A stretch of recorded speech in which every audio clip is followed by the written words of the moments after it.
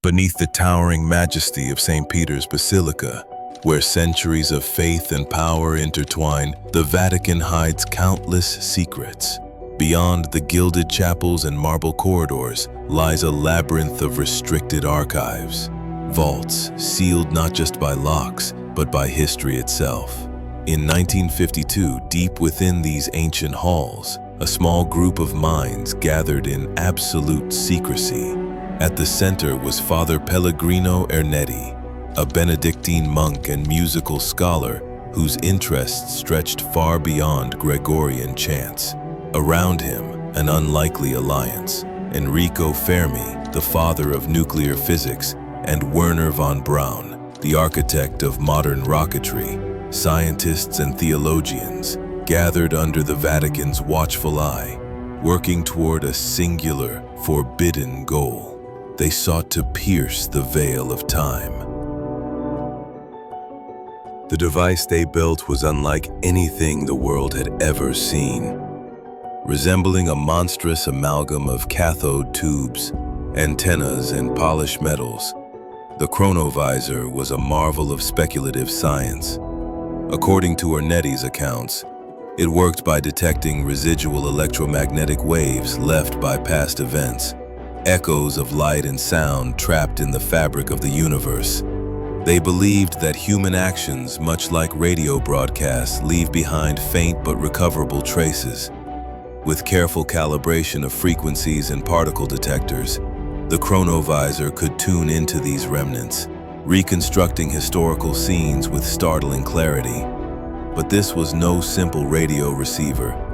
The team's work relied on controversial interpretations of quantum theory, acoustic harmonics, and fields of energy unexplored by mainstream science. Under the Vatican's patronage, they worked in isolation, protected from public scrutiny, and from the ethical questions their work would inevitably raise. The first successful test, as Father Ernetti would later recount, was both exhilarating and terrifying. In a dimly lit chamber beneath the Vatican Library, the Chronovisor buzzed to life. On its flickering screen, ghostly images emerged. Ancient streets filled with togas and chariots, distant voices speaking forgotten dialects. The past was no longer an abstraction. It was real, observable, alive. Their early experiments were cautious.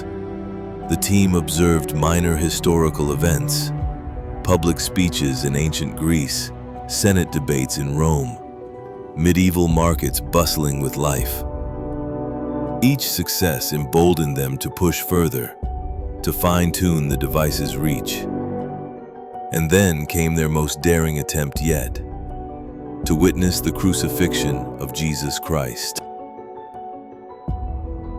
With the Chronovisor calibrated to the early 1st century, the team peered through time into the heart of Jerusalem. Ernetti described the scene in vivid detail.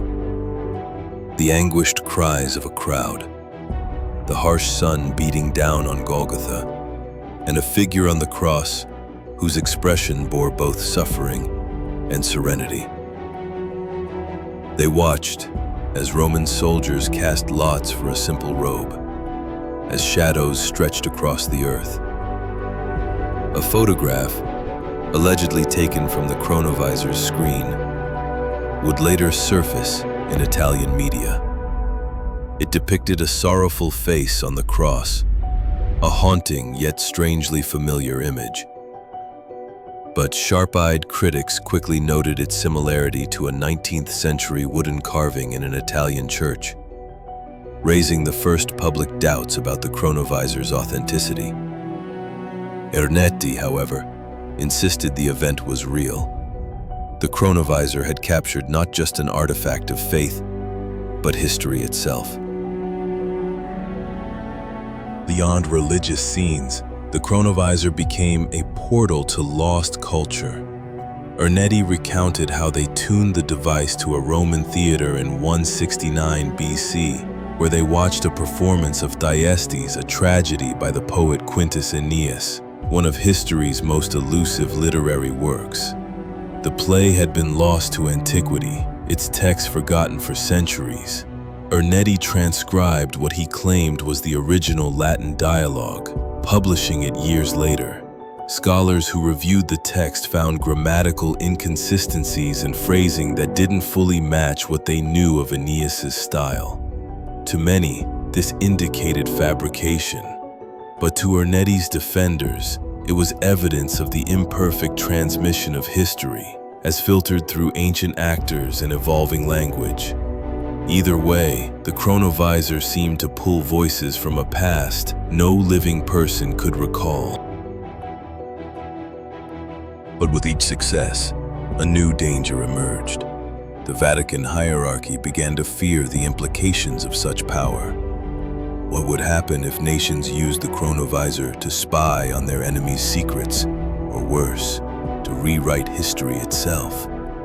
Could such a machine erode faith by showing the raw, unfiltered truth of sacred events? According to Ernetti, Pope Pius XII ultimately ordered the Chronovisor dismantled and hidden away. The Vatican archives swallowed it, locking its pieces in separate vaults to prevent reconstruction. From that day forward, the Chronovisor faded into silence, its creators sworn to secrecy. For decades, Father Ernetti maintained his story. He lived a quiet, academic life, respected in musical and theological circles, yet always shadowed by his extraordinary claims. In 1994, shortly before his death, rumors surfaced that Ernetti had confessed to fabricating the Thyestes manuscript. A few journalists claimed he admitted the Chronovisor was a hoax, born from a mixture of scientific curiosity and religious devotion. But Ernetti's close friends and students contested this. They insisted he never recanted and maintained the machine's existence until his dying breath. Whether the confession itself was true or a final attempt by the Vatican to protect its secrets remains unresolved. After Ernetti's passing, whispers of the Chronovisor spread into the wider world. In conspiracy circles, the device became linked to Cold War-era technological espionage. Some claimed Western intelligence agencies had tried and failed to replicate the Vatican's work, resulting in secret projects like the alleged Project Looking Glass in the United States. Others drew parallels with the Akashic records of Eastern philosophy, an ethereal library said to contain the sum of all human experience. Could the Chronovisor have been a technological attempt to access what mystics had claimed to reach through spiritual means? The story inspired films, novels, and speculative documentaries, weaving the Chronovisor into modern myth alongside the Ark of the Covenant and the Holy Grail. Though mainstream science dismisses the Chronovisor, the question of its theoretical possibility lingers in fringe physics. Some researchers propose that all electromagnetic energy emitted during an event, light, sound, radiation, disperses but never fully vanishes. In this view, the universe acts as a vast recording medium. If someone could isolate and decode these traces, perhaps historical moments could be reconstructed like cosmic reruns. Quantum entanglement, zero-point fields, and the speculative concept of a holographic universe all flirt with such possibilities. But without empirical evidence, these remain fascinating thought experiments, far from the technological precision Ernetti claimed. If the Chronovisor were real, one must ask, why hide it? The Vatican's motivation, as Ernetti described, was clear. The machine threatened to unravel both faith and power. If the Crucifixion, for example, were shown to differ from biblical accounts, how might that shake the Church's foundation? Worse, what if someone used the Chronovisor to expose political crimes or unravel national myths? A device capable of replaying the truth, unfiltered by human narrative, could destabilize societies built on selective history. Perhaps the Vatican was not protecting a secret invention, but safeguarding the world from the consequences of absolute knowledge. Today, no blueprints of the Chronovisor have surfaced. No surviving parts, no surviving witnesses beyond Ernetti's circle. The Vatican has never officially acknowledged the device's existence. And yet, the very absence of evidence fuels the legend. Occasionally, fringe researchers claim to have rediscovered Chronovisor-like concepts. Antennas tuned to cosmic background radiation, attempts to reconstruct ancient light patterns, or quantum algorithms seeking echoes of the past. But these remain speculative endeavors, lacking the narrative drama of Ernetti's tale.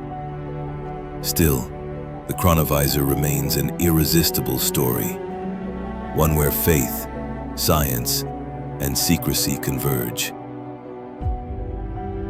In the depths of the Vatican, beyond the public museums and marble galleries, the secret archives remain sealed.